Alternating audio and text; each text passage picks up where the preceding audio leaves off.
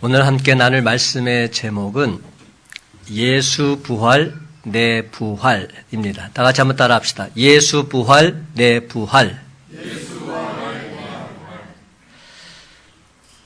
오늘은 예수님께서 사망 권세 이기시고 부활하신 부활절입니다.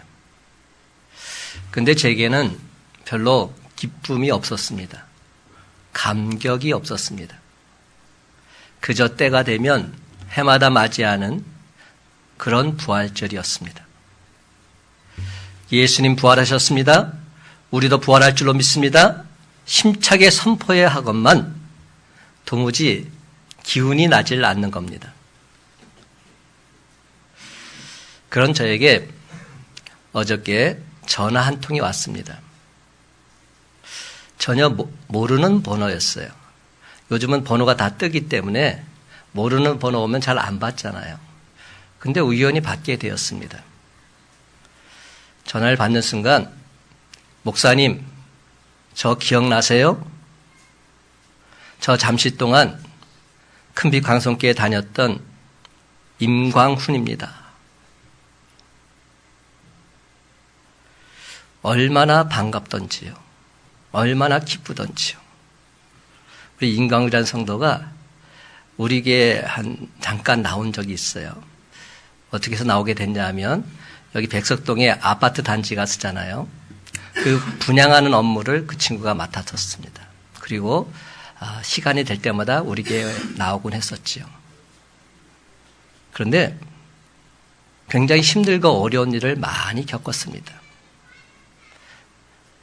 힘들고 어려울 때 함께 문자도 주고받고 전화도 주고받으면서 우리가 다시금 힘을 얻곤 했지요.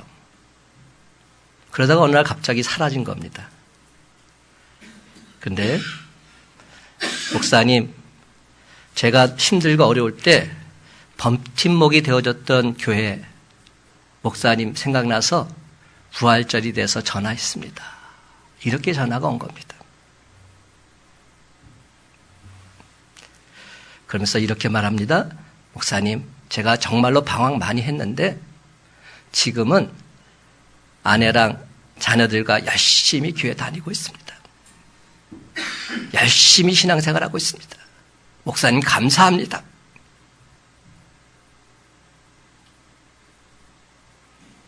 여러분, 부활절이 뭘까요? 부활절은 예수 그리스도를 다시금 만나는 날입니다. 예수 그리스도가 나의 구주이심을 고백하는 날이 부활절입니다. 이게 진짜 부활이지요. 우리 서로 함께 주님 부활하신 이 기쁜 날 이렇게 인사 나눕시다. 서로를 향해서 인사합니다. 예수님 부활하셨습니다. 예수님 부활하셨습니다. 또 인사합시다. 우리도 부활할 줄로 믿습니다. 우리도 부활할 줄로 믿습니다. 아멘. 사랑하는 성도 여러분, 우리가 믿는 기독교 신앙의 핵심, 예수 그리스도의 십자가와 부활 신앙입니다. 교회의 본질도 예수 그리스도의 부활 사건에서 비롯되고 있습니다. 맨 처음 교회 성도들은 자신들을 스스로 부활의 증인으로 이해했고, 교회는 이 부활의 증인 공동체였습니다. 또 한 사람이 죄에서 구원받아서 하나님의 자녀가 되는 것도 예수 그리스도의 십자가와 부활 사건에 근거를 두고 있습니다. 동시에 예수 그리스도의 부활은 기독교가 다른 종교와 어떻게 다른지, 예수 그리스도가 누구인지 분명히 밝히는 사건입니다. 여러분, 불교에는 부활이란 단어가 없지요. 석가탄신일은 있지만 부활절은 없습니다. 석가모니는 죽었고 부활하지 못했습니다. 그러므로 불교는 생명을 말할 수 없습니다. 죽음의 문제를 해결해 주지 못합니다. 그러나 예수님은 사망 권세 이기시고 부활하셨습니다. 그러므로 부활하신 예수 그리스도, 바로 그분을 믿는 우리도 사망 권세 이기고 부활하게 될 줄로 믿습니다. 주님 품 안에서 영생과 기쁨을 누리며 살아가는 승리의 자로 인도함 받게 될 줄로 믿습니다. 인도의 선교사 썬다싱이 영국을 방문했을 때 어떤 대학 교수가 이런 질문을 던졌습니다. 당신이 오랫동안 젖은 전통의 힌두교를 버리고 기독교를 믿게 된 이유가 무엇입니까? 도대체 힌두교와 기독교의 차이가 무엇이길래 이렇게 종교를 바꾸게 되었습니까? 질문했습니다. 바로 그 순간 썬다싱은 이렇게 대답했답니다. 예수님이 부활하셨으며 부활하신 그 주님이 지금도 나와 함께 계십니다. 그렇습니다. 기독교 신앙 다른 종교와 다릅니다. 여러분, 가르침이나 윤리는 비슷할 수 있습니다. 그러나 다른 종교는 다 죽음의 문제에 답을 주지 못합니다. 하지만 기독교 신앙은 죽음이 아닌 부활과 생명을 말하고 있습니다. 왜냐하면 예수님께서 부활하셨기 때문입니다. 기독교 신앙은 사상이나 관념 위에 서 있지 않습니다. 분명한 역사적 사건 위에 서 있습니다. 그렇습니다. 하나님의 사랑은 추상적인 것이 아니라 실제적인 사건입니다. 예수님이 부활하셨고 그분이 온 땅의 구원자라는 것은 너무나도 분명한 사실입니다. 그렇기 때문에 저 유명한 신학자 칼 바르트는 부활 설교는 짧으면 짧을수록 좋다. 왜냐하면 예수님의 부활은 설명이 필요 없는 너무나도 분명한 역사적 사건이기 때문이다. 구구절절 설명할 필요 없다는 겁니다. 그렇습니다. 첫째로 예수 부활은 역사적인 사건입니다. 한번 따라 하십시다. 예수 부활은 역사적인 사건입니다. 예수 그리스도는 실제적으로 역사적으로 부활하셨습니다. 그러나 예수님의 부활을 믿지 아니하는 사람들이 예수님의 부활을 은폐하려고 했지요. 처음부터 사람들은 예수님의 부활을 숨기려고 했습니다. 마태복음에서는 예수님의 빈 무덤과 관련해서 하나의 음모가 벌어졌음을 보여주고 있습니다. 그것은 예수님의 부활을 은폐하려는 음모였습니다. 대제사장이 당시 무덤을 파수했던 로마 군병들 따로 불러서 많은 돈을 주면서 밤중에 자기들이 졸고 있을 때 제자들이 예수님의 시신을 훔쳐갔다 말하라고 시켰습니다. 만약 로마 제국의 군병이 졸았고 시신을 도둑 맞았다는 것 때문에 총독에게 당신들이 문책을 당하게 되면 잘 말해주겠다는 약속까지 했습니다. 이는 소위 도난설이라는 겁니다. 그런데 여러분, 이 도난설이야말로 예수님의 무덤이 빈 무덤임을 밝히는 확실한 증거입니다. 그렇습니다. 예수님의 부활하지 않으셨다면 빈 무덤이 있을 리 만무합니다. 그러므로 무엇보다 예수 부활에 대한 첫 번째 증거는 바로 빈 무덤입니다. 로마 군병들이 지켰고 황제의 이름으로 봉인했지만 무덤은 비어 있었습니다. 빈 무덤은 예수님 부활의 첫 번째 중요한 증거인 것입니다. 예수님이 부활했다는 더 중요한 증거는 교회의 역사가 바로 그 증거입니다. 여러분, 거짓 위에 선 것은 오래 갈 수 없습니다. 예수님의 십자가 사건이 있고 난 다음에 한 50일이 지난 후 주님의 제자 베드로는 예수님이 죽은 바로 그 현장에서 예루살렘에서 말씀을 전했습니다. 베드로가 이렇게 외쳤습니다. 당신들이 십자가에 못 박아 죽인 예수님이 부활하셨습니다. 예수님은 구세주요 그리스도이십니다. 우리가 바로 이 일의 증인들입니다. 그런데 여러분, 바로 그 자리에서 유대인 3천여 명이 회개했고 예수님을 진정 나의 주, 나의 하나님으로 영접했습니다. 만약 베드로의 말이 거짓이었다면 과연 어떻게 되었을까요? 지난 2000년 동안 교회의 메시지는 오직 하나였습니다. 예수님은 우리들의 모든 죄를 대신하여 십자가에서 죽으셨고 3일 만에 부활하셨다. 그분이 바로 그리스도이시며 하나님의 아들이시다. 이 예수님을 믿는 자는 누구든지 구원받는다. 이 말에 수많은 사람들이 예수님을 믿고 구원받았습니다. 만약 예수님의 부활이 거짓이라면 과연 이러한 일이 가능할 수 있었을까요? 여러분, 거짓은 누가 뭐라 해도 거짓입니다. 그렇습니다, 여러분. 예수님의 부활 사건이 진정 거짓이었다면 과연 어떻게 되었을까요? 무식한 갈릴리 어부들의 말이 거짓이었다면 도대체 며칠이나 유지될 수 있었을까요? 더군다나 그들은 생명의 위협까지 받았고 마침내 순교하면서까지도 예수님의 부활을 외쳤습니다. 예수님 부활하셨습니다. 진실로 부활하셨습니다. 외치고 또 외쳤습니다. 왜 그랬을까요?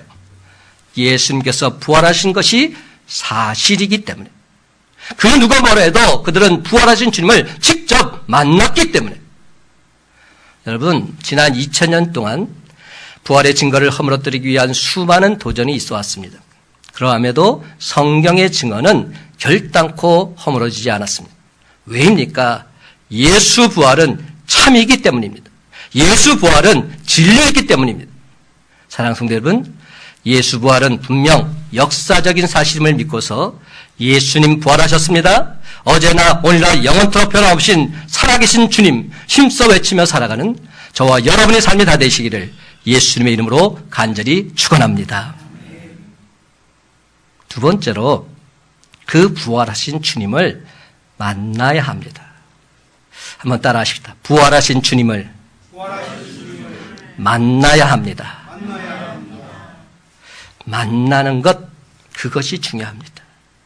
여러분, 과연 예수 부활을 믿으십니까? 모든 복음서는 다 예수님의 부활 사건 기록하고 있지요. 그런데 부활 사건을 다른 모든 복음서가 직접적으로 또 반복적으로 말하는 사실이 있습니다. 대부분의 사람들 처음에 예수 그리스도의 부활 믿지 않았다는 겁니다. 우리들 생각에는 부활 소식을 들은 제자들에게 기쁨과 감격이 충분히 있을 법도 했는데 전혀 아니었습니다. 예수님을 지극히 사랑했던 막달라 마리아나 다른 여인들의 경우도 똑같았습니다. 우리들의 예상과는 크게 다르게 그들은 예수님의 부활을 믿지도 기대하지도 않고 있었던 겁니다.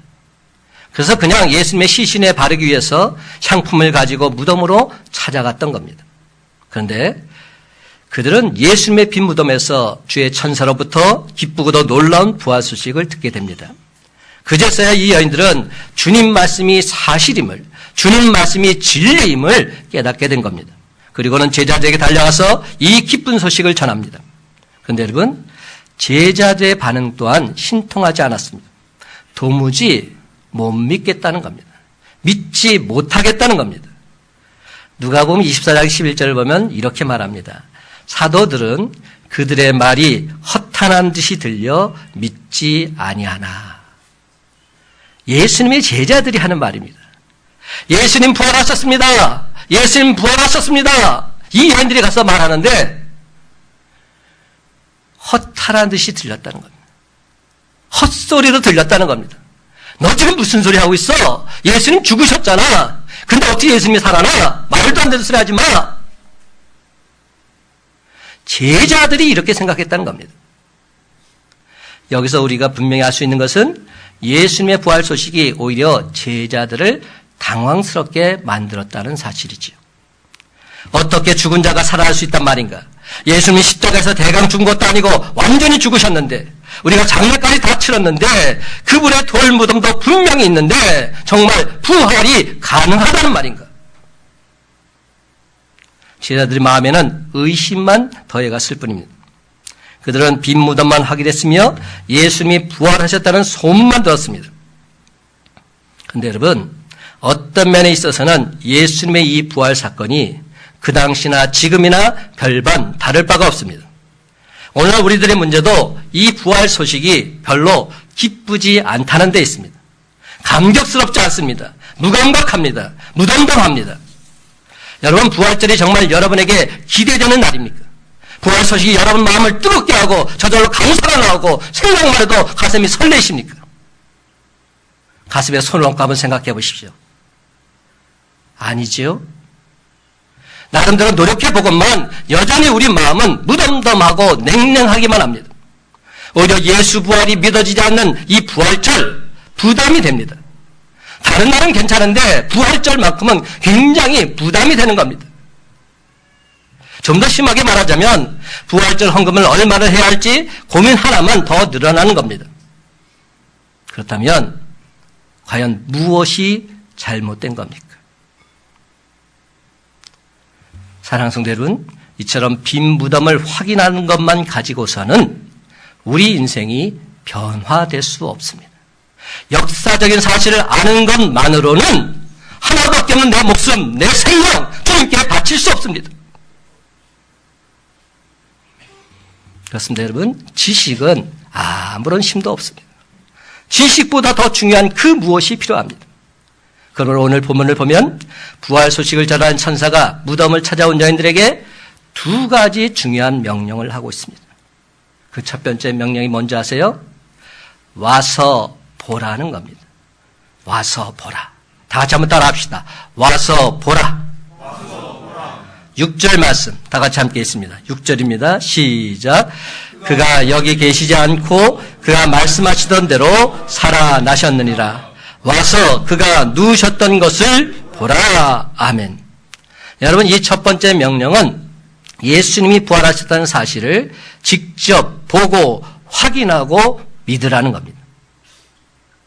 와서 보고 확인하고 믿으라는 겁니다. 많은 사람들이 예수님의 부활을 의심하고 믿지 않았습니다. 왜입니까? 상식적으로는 도저히 믿을 수 없는 너무나도 놀라운 사건이었기 때문입니다. 그렇기 때문에 더더욱 천사는 말합니다. 와서 보라. 와서 보라. 와서 보라. 말씀하고 있는 겁니다. 사랑하는 성도 여러분, 여러분은 예수님이 부활하신 사실을 믿으십니까? 만약 우리가 예수 부활 사건을 믿지 않는다면 예수님과 우리와는 아무런 관계가 없습니다. 예수 부활 사건이 진정 내 인생에 영향력을 미치려면 이 사건이 정말로 믿어져야 합니다. 우리가 성경을 보면 좀 더 분명해집니다. 사랑하는 성도 여러분, 언제 제자들이 핍박이 와도 끄떡없었고 문제가 닥쳐와도 전혀 흔들리지 않았습니까? 그것은 부활하신 예수님을 만난 후였습니다. 부활하신 주님과의 만남, 이것이 중요합니다. 이것이 제자들의 삶을 완전히 180도 바꾸어 놓았던 겁니다. 와서 보고 부활하신 주님을 제자들이 믿은 겁니다. 의심 많은 도마가 변한 것도 똑같은 맥락입니다. 요한복음 20장에 의하면 부활하신 주님께서 제자들에게 처음 나타나셨을 때 그 자리에 도마는 없었지요. 다른 제자들이 예수님이 부활하셨다고 말씀했을 때 그는 이렇게 말합니다. 내가 그의 손에 못자국을 보며 내 손가락을 그 못자국에 넣으며 내 손을 그 옆구리에 넣어보지 않고는 믿지 아니하겠노라. 그 여드레를 지나서 제자들이 다시 집안에 있을 때였습니다. 그때 도마도 함께 있었고 문도 닫혔는데 부활하신 주님께서 그들에게 나타나셔서 이렇게 말씀하십니다. 너희에게 평강이 있을지어다. 샬롬. 또한 주님은 그 자리에 도마가 있는 것을 보시고 이렇게 말씀하셨지요. 내 손가락을 이리 내밀어 내 손을 보고 내 손을 내밀어 내 옆구리에 넣어보라. 그리하여 믿음 없는 자가 되지 말고 믿는 자가 되라. 이에 도마는 주님 앞에 무릎을 꿇습니다. 그리고 이렇게 믿음을 고백합니다. 나의 주님이시요 나의 하나님이십니다. 예수님 당신은 나의 주 나의 하나님이십니다. 사랑하는 성도 여러분, 부활신앙이 과연 무엇일까요? 부활하신 주님을 내가 만났다는 말입니다. 부활하신 주님과 내가 새로운 관계를 맺었다는 말입니다. 부활하신 주님이 지금도 살아계시며 나와 함께 계심을 믿어진다는 사실입니다. 이게 부활신앙입니다. 따라서 이러한 부활신앙은 우리를 승리의 삶으로 반드시 인도해 줍니다. 여러분, 초대교회 성도들의 모습이 바로 그러했습니다. 예수님의 십자가 죽음으로 인해서 뿔뿔이 흩어졌던 제자들이 부활신앙 아래 다시금 모여들기 시작했습니다. 슬픔에 잠겨서 마가다락방에서 꼼짝하지도 않던 제자들이 어느 순간 목숨을 걸고 부활하신 예수님을 증거하기 시작합니다. 이제는 모진 박해도 겁나지 않습니다. 그 어떤 어려움이 와도 끄떡없습니다. 그 무엇보다도 예수 믿는 사람을 앞장서서 박해하던 사도 사울, 예수 복음을 담대히 전하는 바울로 복음 전도자로 변화된 겁니다. 참으로 놀라운 사실이지요. 이 모든 변화와 능력 있는 삶, 여러분 과연 무엇으로 설명하시겠습니까? 이러한 모든 변화에 대한 설명할 수 있는 길은 오직 단 하나밖에 없습니다. 바로 그들이 부활하신 주님을 직접 만났습니다. 그리고 그 예수님을 진정 구주로 믿게 되었습니다. 여러분, 바로 이것입니다. 저와 여러분의 삶 속에서 살아계신 주님, 인격적인 주님, 진정으로 만난 사람, 그 누가 뭐라 해도 예수님께서 부활하셨음을 믿습니다. 내 목에 칼이 들어온다 할지라도 예수 부활하심을 말하지 않을 수 없는 것이지요. 사랑하는 성도 여러분, 예수 부활이 아직도 믿어지지 않으십니까? 와서 보라. 와서 보시기 바랍니다. 무엇보다도 주님 전에 나오시기 바랍니다. 날마다 하나님 말씀을 묵상하시기 바랍니다. 묵시로 하나님께 간절히 기도하시기 바랍니다. 기쁨으로 주님을 온전히 찬양하시기 바랍니다. 그리하면 우리 주님께서 반드시 여러분을 만나 주실 줄로 믿습니다. 여러분에게 주님의 음성을 밝히 들려주실 줄로 믿습니다. 그래야 예수님의 제자들처럼 우리는 보고 들은 것을 말하지 아니할 수 없느라 선포하며 나아가는 저와 여러분의 삶이 다 되시기를 예수님의 이름으로 간절히 축원합니다. 세 번째로 우리는 부활의 산 증인이 되어야 합니다. 한번 따라 하십시다. 부활의 산 증인이 되어야 합니다. 7절과 8절 말씀 함께 읽습니다. 7절 8절 시작. 또 빨리 가서 그의 제자들에게 이르되 그가 죽은 자 가운데서 살아나셨고 너희보다 먼저 갈릴리로 가시라니 거기서 너희가 배우리라 하라. 보라 내가 너희에게 일렀느니라 하거늘 그 여자들이 무서움과 큰 기쁨으로 빨리 무덤을 떠나 제자들에게 알리려고 다름질할세. 아멘. 예수님의 부활 소식을 전하여 준 천사는 여인들에게 두 번째 명령을 냅니다. 그것은 빨리 가라는 명령입니다. 빨리 가라. 다 같이 한번 따라 하십시다. 빨리 가라. 그들은 이 기쁘고 엄청난 소식을 빨리 전하려고 다름질했습니다.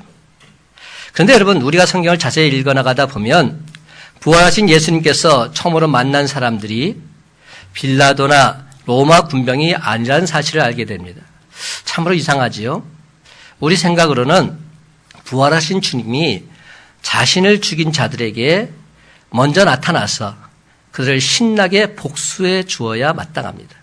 그래야 우리 마음이 시원하지 않겠습니까? 여러분 드라마에서 그런 거 많이 보잖아요.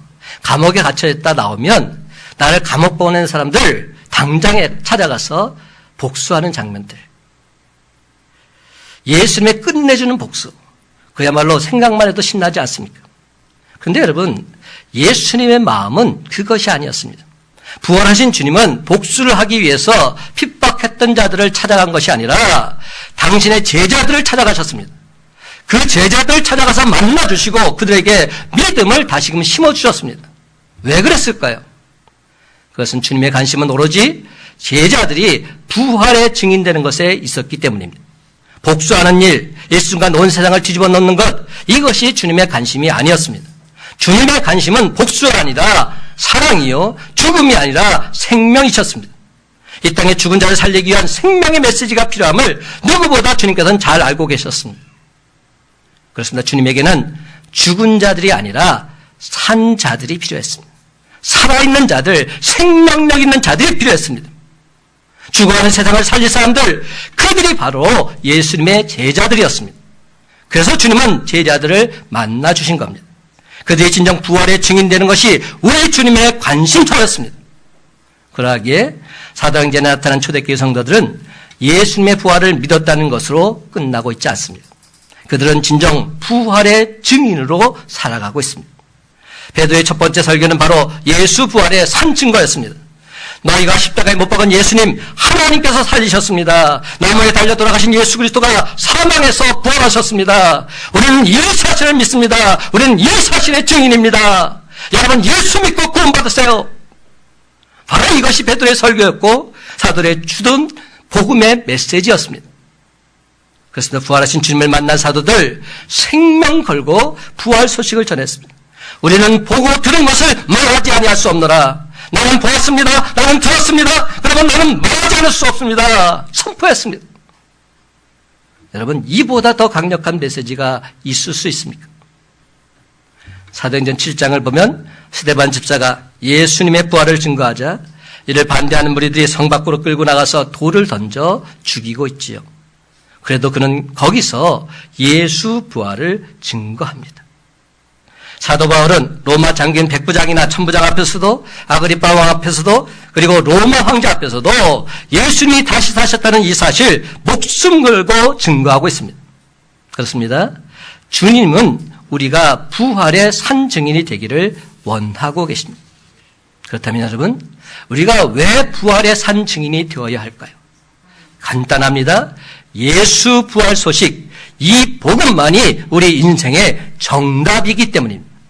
주님은 죽음이 지배하는 세상 바꿀 수 있는 길 오직 부활의 능력밖에 없음을 분명히 말씀하셨습니다. 그렇습니다. 불의가 판을 치는 세상을 새롭게 할 수 있는 길 오직 부활 소식밖에 없습니다.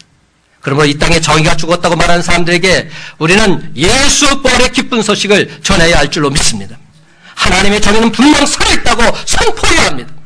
죄와 문제투성의 이 세상에 예수님이 바로 그리스도이시고 예수님이 모든 문제의 해답이시다 선언해야 합니다. 죽음의 이야기로 가득한 이 세상에 생명의 능력을 선포하고 죄로 어두워진 이 세상에 부활의 빛을 비추어 나가야 합니다. 사랑하는 성도 여러분, 이것이 진정 하나님께서 우리에게 맡겨주신 사명입니다. 그렇습니다. 오직 부활 소식만이 사람을 변화시키고 세상을 바꿀 수 있습니다. 여러분, 예루살렘이 언제 변화되었습니까? 부활 소식이 전해졌을 때입니다. 부활하신 주님을 만났을 때입니다. 아니, 좀 더 정확히 말씀드리자면 부활하신 주님을 인격적으로 체험했을 때입니다. 그러므로 부활하신 주님을 내가 인격적으로 체험하지 못한다면 여전히 나는 겉모양만 그리스도인입니다. 겉모양만 예수쟁이입니다. 가짜라는 겁니다. 예수님께서 우리 죄를 대속하시기 위해서 십자가에 달려 모진 고초를 당하시고 죽은 지 사흘 만에 부활하사 제자들에게 여러 번 나타났음에도 불구하고 참으로 아이러니하게도 제자들은 물고기 잡으러 바다로 나아가고 있습니다. 요한복음 21장에 나오죠. 저는 이해가 잘 안 됩니다. 아니, 예수님이 부활하셨는데, 예수님이 부활하셔서 제자들에게 나타나셨는데 그 부활을 본 제자들은 당연히 세상에 나가서 선포해야죠. 예수님 부활하셨습니다. 예수님 부활하셨습니다. 증거해야죠. 그런데 제자들은 고기 잡으러 가고 있는 겁니다. 예수 부활이 그들의 부활이 되지 못하고 있는 겁니다. 제자들은 부활의 기쁜 소식을 전하기는커녕 여전히 세상 일에 빠져 있는 겁니다. 그렇다면 여러분, 예수님의 제자들이 언제부터 비로소 참된 주님의 제자가 되었을까요? 예수님께서 부활 승천하신 후에 제자들이 오순절 다락방에 함께 모여서 전심으로 기도했지요. 간절히 기도할 때, 주님 약속의 말씀을 믿고 기도할 때 성령 충만한 은혜를 받고 있습니다. 사도행전 1장 8절 오직 성령이 너에게 임하시면 너희가 권능을 받고 예루살렘과 온 유다와 사마리아 땅끝까지 이르러 내 증인이 되리라. 성령이 임하기만 하면 권세와 능력을 받고 예수 증인이 될 것이다. 분명히 말씀하셨습니다. 그렇습니다. 성령이 임할 때, 성령 충만해서 부활하신 주님을 온전히 만났을 때 예수님의 참 제자가 된 것입니다. 비로소 부활의 참 증인이 된 것입니다. 그러므로 사랑하는 성도 여러분, 무덤으로 막을 수 없는 예수님의 부활, 죄와 죽음으로 결코 덮을 수 없는 생명의 부활, 이 부활 신앙을 내가 온전히 체험하는 삶, 바로 이것이야말로 기독교 신앙의 핵심인 줄 믿으시기 바랍니다. 그렇습니다. 여러분, 예수님이 부활하셨습니다. 예수님은 우리도 예수님처럼 부활할 줄로 믿습니다. 부활 신앙을 소유한 자마다 죄에서 해방되고 주님 같은 삶에서 영원 생명을 얻게 될 줄로 믿습니다. 그렇습니다. 박해도 혼란도 그 어떤 사상과 이념도 부활의 능력 결단코 끊을 수 없습니다. 그렇다면 여러분, 이제 여러분에게 묻습니다. 예수님께서 부활하셨음을 믿으십니까? 그렇다면 다른 사람이 아닌 여러분은 부활하신 주님을 진정 만나셨습니까? 사랑하는 성도 여러분, 늘 성령 충만해서 부활하신 주님을 온전히 만나시기 바랍니다. 예수 부활이 내 부활이 되시기 바랍니다. 예수 소망이 내 소망이 되시기 바랍니다. 예수 사랑이 내 사랑이 되시기 바랍니다. 그래야 내 인생이 예수 그리스도로 말미암아 변화될 수 있습니다.